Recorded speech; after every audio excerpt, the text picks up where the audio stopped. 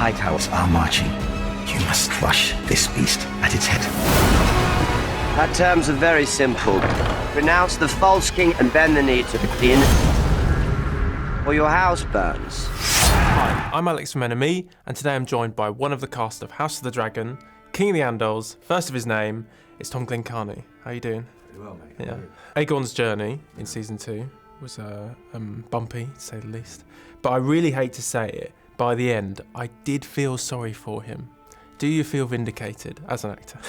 I think it was sort of the challenge this season was to bring some humanity to him and show that he wasn't just a bad egg.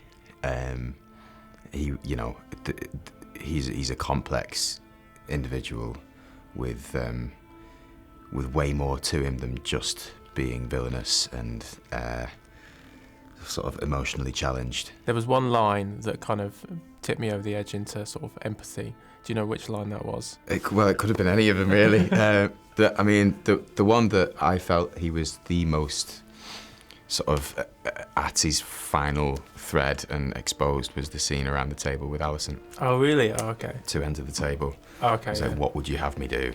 Right. Just tell me and I'll do it.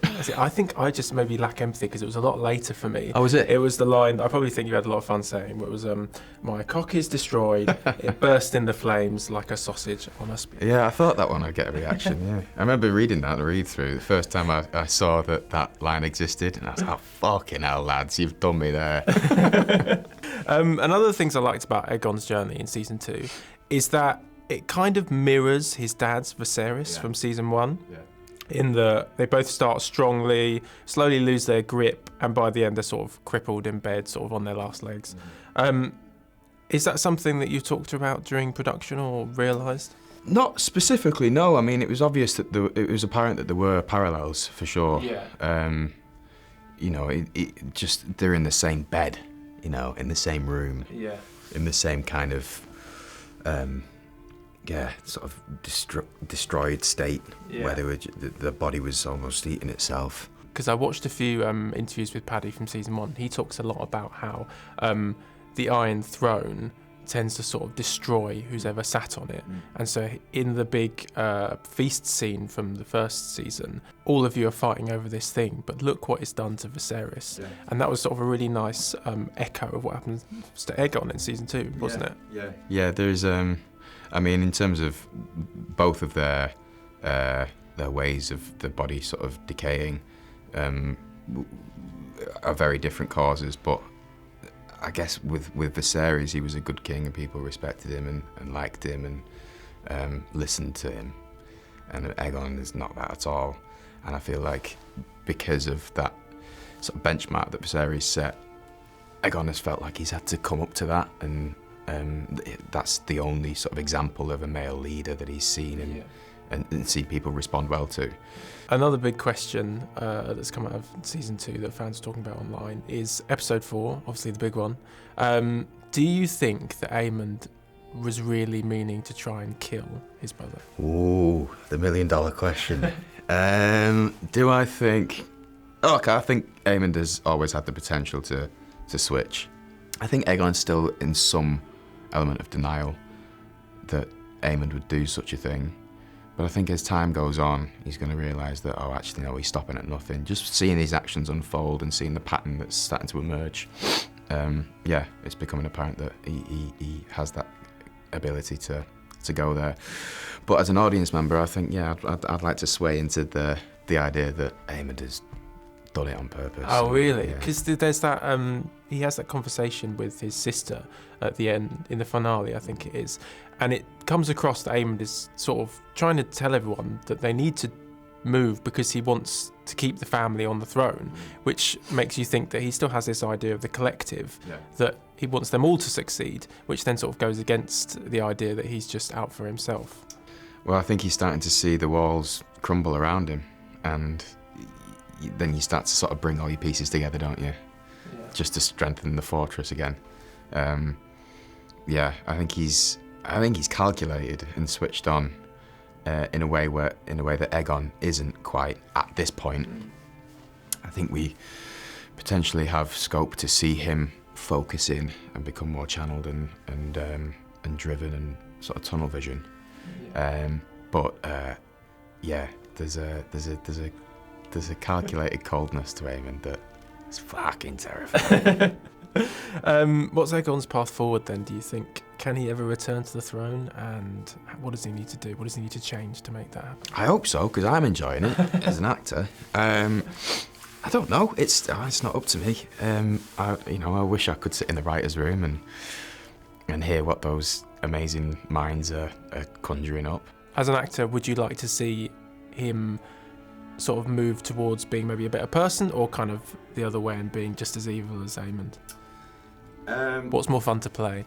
Oh, going toe-to-toe, I think, with fighting fire with fire is always fun from an acting perspective. Getting to out-weird someone is fun. I find that if you're walking down a street and you've got somebody who sort of comes in your face, and for some reason that happens to me a lot, I sort of attract people who do that. I remember when I was younger, when I was at drama school, that used to happen a lot where I lived around Brick Lane. And one day I just decided that I was just going to out-weird the person who did it next. And yeah, it worked. So I think that kind of thing. Does that happen with like you and sort of on set? Have you ever tried to do that? I think it happens naturally just because we both like to... I like to throw curveballs at him, and he does the same with me. Can you give me an example of something you did? It's just little choices. It's just little decisions now and again. If we've been doing a scene for a while, to then just throw something in which is a completely different flavour, just to reignite that flame, because it can go out or it can sort of diminish as time goes on. Just to pump some electricity back into it. Yeah. Just a little bit of whoa, where did that come from? We will prevail and bring forth peace. But you must accept that the path to victory now is one of violence. Good. To war, then. We asked this to everyone that we interview, but what is your go-to album at the moment? What have you got on repeat? I found myself listening to a lot of, not necessarily an album in particular, but a lot of 70s rock and roll. Yeah. I've been listening to a lot of Bee Gees at the moment. Really? Yeah. Which is rogue for me. Now that surely someone's got a biopic in the works for that. Well, yeah, we'll see. Get an audition ready. I know, right? Got the hair for it. Okay, so I've been listening to a lot of... I love Alt-J. Yeah. And I find myself locking into them on sort of in sporadic phases. So I'll go a long time without listening to them, and then I'll lock in again.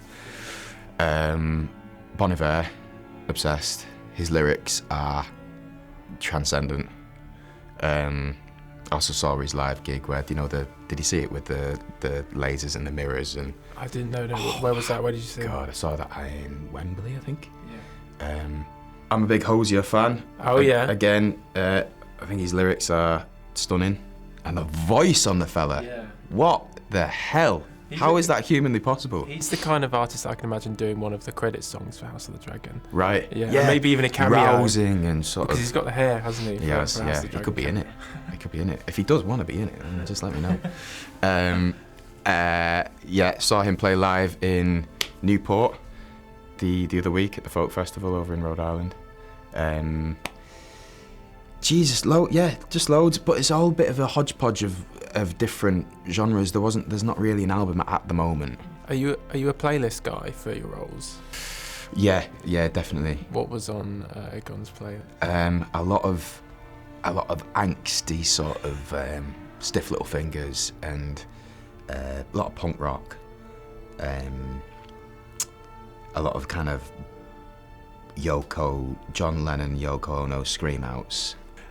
I'd love to imagine sort of in an alternate universe where they had that technology, Aegon to sort of the camera to come into the room and he's just sort of like screaming along to Yoko. Oh yeah, absolutely, yeah. If he was doing their warm-ups, he'd be in his element. But then again, like lots of Eminem, just things that pump you up. But also, I feel like in season 2 we see Aegon like this.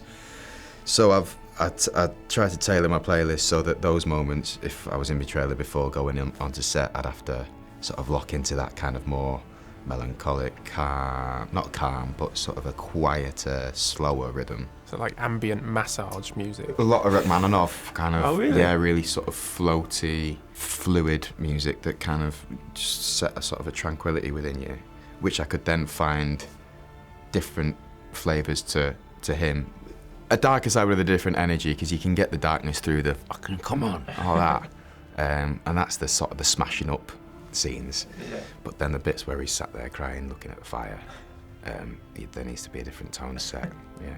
I've got some behind the scenes photos that you posted on your Instagram that I'm desperate to get more context to, and kind of maybe there's some good stories behind them. Okay. But the first one I've got, which is a bit clear, but I want to ask you more about it, is you getting changed into your Yeah. cripple or Waldo and Chef burnt there helping face. me out.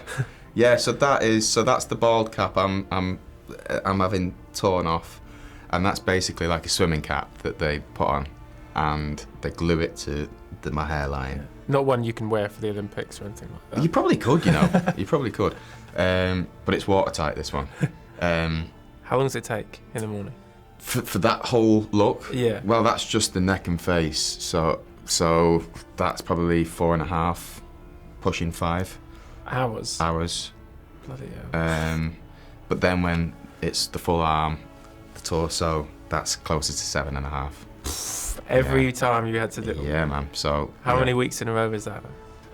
We did the full burn was in total probably about 2 weeks. 2 weeks, of 7 every hours day. each day. But that's spread out. That's not Yeah. consecutive days.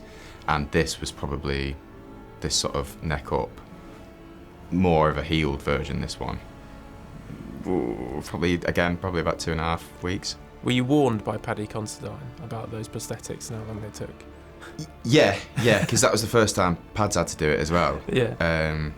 But Paddy loves that sort of stuff. Oh, really? Yeah, he's big into his Halloween and he's Sitting down fancy in a chair. dress and sort of the sort of horror side of things he's big into. So he loved it. What I mean, about it's like, you know what? The wig's probably the most tricky. Oh, really? The hardest thing about that was when the initial phase where the eye was shut, and there was a prosthetic piece over my eye. My eyesight out of this eye is quite poor anyway, so I was just kind of walking around, bumping into things, and so Hannah, my amazing hair and makeup artist, she was like my guide dog, dragging me around the place. But yeah, that was the hardest thing. And then they took the prosthetic off and then glued the eye shut, glued my actual eyelids shut, and that was weird because you just couldn't open it. Well, definitely one of the internet's favourite pictures of you from behind the scenes, but that one there. Yeah, that's me trying to work out how to do an Instagram post, I think. I saw a really funny tweet that basically said, I like to think this is Aegon texting Aemond saying, "Still alive, bitch." Yeah, likely. Snapchatting him. Yeah, felt cute, delete later. Yeah, I think Liv took this. Liv took this at the Monitor because she thought it was funny that I was. I don't know what I was doing, replying to an email of some sort. Because there's big turnarounds in these setups. They have to burn the incense, and then the incense runs out, so they have to reset the incense and all that sort of stuff. So, yeah, there's big chunks of time in between, and just lying there like a little slimy slug. I thought I'd better do some work. But yeah, there's lots of potential outcomes of that. Well, thanks so much for chatting to me today, Tom. It's been a Pleasure, mate. Thanks Pleasure. so much. Nice one. Hold to your courage for the one true king, Aegon!